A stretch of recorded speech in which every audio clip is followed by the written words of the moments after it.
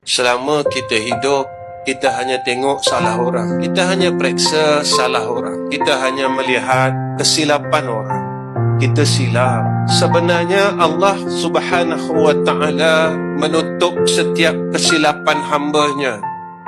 Tetapi kita ini membuka perkara yang Allah telah tutupkan untuk hamba-Nya. Kita cari kesilapan itu. Kita lihat kesilapan itu. Kita ukur kesilapan itu. Walaupun perkara yang kita buat ini telah diberitahu oleh Sayyidina Rasulina Muhammad sallallahu alaihi wasallam, jika kalian berbuat demikian, nescaya seluruh amal saleh, amal ibadat yang pernah kita buat ini dihapuskan oleh Allah, sehinggalah kita memohon kemaafan kepada orang yang pernah kita bongkarkan kesilapan.